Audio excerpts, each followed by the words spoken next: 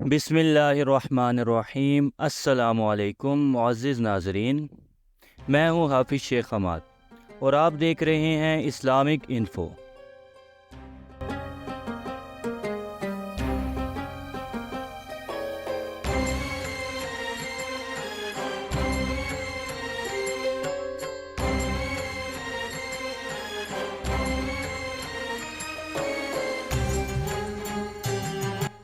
तबक़ात इब्ने साद में एक रवायत हज़रत असीर बिन जाबर रदी अल्लाह ताला अन्हो से मरवी नकल की गई है कि हम कूफा में एक मुहद्दिस से हदीस का दर्स लिया करते थे। दर्स जब ख़त्म हो जाता तो सब लोग चले जाते, मगर कुछ लोग वहीं बैठे रहते। उनमें एक ऐसा शख्स भी था जो बड़ी पुरहिकमत और इसरार व रमूज़ की बात करता। कुछ रोज़ जब वो दर्स में ना आया तो मैंने ये सोचकर कि शायद उसकी तबीयत ख़राब हो, मैं एक शख्स को हमरा लिए हुए उसके घर चला गया। मैंने जब दरवाज़ा खटखटाया तो उन्होंने दरवाज़े के अंदर से ही पूछा कि कौन हो। मैंने अपना नाम बताया और कहा कि आप क्यों हमसे छुपते फिर रहे हैं, क्या आपकी तबीयत नासाज है? उसके जवाब में उन्होंने कहा कि नहीं, बल्कि मेरे पास पहनने के कपड़े नहीं हैं। मैंने उन्हें अपनी चादर पेश की तो उन्होंने ये कहकर इनकार कर दिया कि अगर मेरी कौम या बरादरी वाले देखेंगे तो वो कहेंगे कि मैंने तुमसे ये लेने के लिए दोस्ती की थी। मेरे बेहद इसरार पर उन्होंने ये चादर ले ली। वो हमारे साथ चल रहे कि उनकी बरादरी के लोगों ने उनको देखकर बिल्कुल वही अल्फाज दोहराए। मैंने उन लोगों को बहुत सख्ती से कहा और उन्हें ये भी बतलाया कि ये तो चादर बिल्कुल भी नहीं ले रहे थे। उन्हें तो मैंने बड़ी मिन्नत और समाजत के बाद राज़ी किया है। तब वो लोग खामोश हुए। आप रदी अल्लाह ताला अन्हो कभी कभी जौ की सूखी रोटी को खजूर के शीरे के साथ भी नोश फरमाया करते थे। आप रदी अल्लाह ताला अन्हो थोड़े बहुत ताम और तन पर मौजूद कपड़ों के अलावा कुछ भी अपने पास नहीं रखा करते थे। आप रदी अल्लाह ताला अन्हो इस सिलसिला में अक्सर बारगाह इलाही में अर्ज़ करते कि या इलाही, मैं तुझसे भूखे पेट और बरहना बदन की माजरत चाहता हूँ। ग़ज़ा जो मेरे पेट में है और लिबास जो मेरे बदन पर है के सिवाय मेरे पास कुछ भी नहीं। हमें ये भी रवायत मिलती है कि जो कुछ भी ग़ज़ा में से और कपड़े में से बच जाता, आप रदी अल्लाह ताला अन्हो उसे खैरात कर देते। दरअसल ये सब कुछ अपने नफ्से अम्मारा को काबू करने के लिए होता है। इस सिलसिला में हम हज़रत हबीब अजमी रहमतुल्लाह ताला अलैह की एक रवायत आप रदी अल्लाह ताला अन्हो की नज़र करते हैं। रवायत कुछ यूँ है कि हज़रत हबीब अजमी रदी अल्लाह ताला अलैह का नफ्स 70 साल तक भुने हुए गोश्त की ख्वाहिश करता रहा, मगर आप रहमतुल्लाह ताला अलैह ने ना खाया। उसके बाद आप रहमतुल्लाह ताला अलैह ने बताया कि एक बार मेरे नफ्स ने मुझे बहुत सताया तो मैं निस्फ दिरहम लेकर बाज़ार गया और गोश्त बुनने वाले से कहा कि मुझे चौथाई दिरहम का गोश्त और चौथाई की रोटी दो। बस मैंने रोटी और गोश्त लिया और अपने घर को वापस चल पड़ा तो रास्ते में एक बच्चा नंगे बदन देखा और उससे पूछा कि ए बच्चे, तू किसका बेटा है? उसने कहा, मैं यतीम हूँ। आप रहमतुल्लाह ताला अलैह ने दरियाफ्त किया कि तेरा बाप कौन था? तो बच्चे ने बाप का नाम बताया। इत्तफाकन उसका बाप हज़रत के आशनाओं से था। आप रहमतुल्लाह ताला अलैह फरमाते हैं कि उस वक्त माँ सिवा उस बुने गोश्त और रोटी के मेरे पास और कुछ देने को नहीं था, तो मैं वहीं उसे देकर चल पड़ा और उससे कुछ ना खाया। अल्लाह ताला ने ऐसे इसार करने वालों की तारीफ़ की है। चुनाचा कुरान पाक में इरशाद बारिक ताला है, اور اس کا مفہوم یہ ہے، اور اللہ تعالیٰ کی محبت مسکینوں اور یتیموں اور قیدیوں کو کھانا دینے میں ہے۔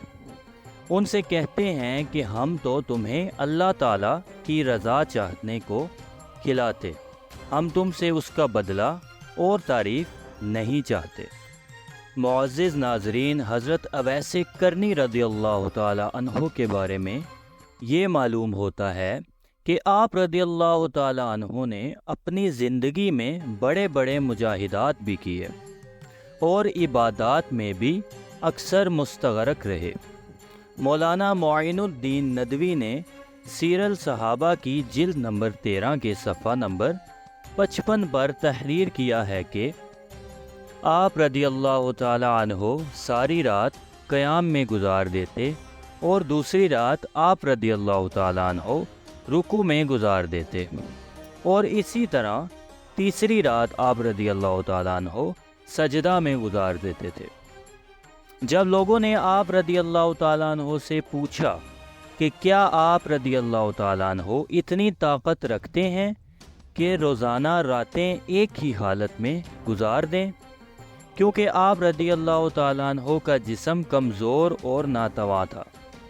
آپ رضی اللہ تعالیٰ عنہ نے جواب میں فرمایا کہ دراز راتیں کہاں ہیں، کاش ازل سے ابد تک ایک ہی رات ہوتی جس سے ایک سجدہ کر کے گریہ بسیار کرنے کا موقع نصیب ہوتا۔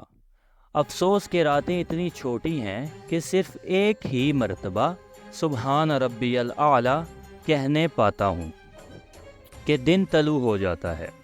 یہ بھی مصروف روایت ہے کہ آپ رضی اللہ تعالیٰ عنہ ہمیشہ روزے رکھا کرتے تھے۔ اکثر ایسی صورتحال بھی پیدا ہو جاتی کہ جب آپ رضی اللہ تعالیٰ عنہ کے پاس کھانے کو کچھ نہ ہوتا تو ایسے میں آپ رضی اللہ تعالیٰ عنہ یہ کرتے کہ کھجور کی گٹلیاں چن کر فروخت کرتے اور ان کی قیمت سے تھوڑی سی کھجوریں خرید لاتے اور باقی رقم خیرات کر دیتے۔ آپ رضی اللہ تعالیٰ عنہ ہمیشہ ذکر الہی میں مشغول و محمور رہتے تھے۔ سیر الصحابہ کی جلد نمبر 13 میں درج ہے کہ آپ ایک بار حضرت حرم بن حیان کی آپ رضی اللہ تعالیٰ عنہ کے ساتھ جب ملاقات ہوئی تو حرم بن حیان نے آپ رضی اللہ تعالیٰ عنہ سے حدیث کی روایت کی درخواست کی، مگر آپ رضی اللہ تعالیٰ عنہ نے انکار کر دیا۔ پھر انہوں نے آپ رضی اللہ تعالیٰ عنہ سے قرآن کریم کی تلاوت کے لیے کہا تو آپ رضی اللہ تعالیٰ عنہ ان کا ہاتھ پکڑ کر دریائے فرات کے کنارے لے گئے اور فرمایا، میرے رب کا قول ہے اور اسی کا قول حق ہے، میرے رب کی حدیث ہے اور اسی کی حدیث سچی ہے، میرے رب کا کلام ہے اور اسی کا کلام بہتر ہے۔ یہ فرما کر آپ رضی اللہ تعالیٰ عنہ زار زار رونے لگے اور فرمایا کہ اللہ تعالیٰ اپنے پاک کلام میں ارشاد فرماتا ہے کہ ترجمہ ہم نے زمین و آسمان کو حق کے واسطے پیدا فرمایا ہے۔ ان میں سے اکثر لوگ یہ نہیں جانتے اور وہی غافل ہیں، اور تحقیق ایک دن وہ ہوگا کہ حق باطل سے جدا ہو جائے گا اور سب لوگ جمع ہوں گے۔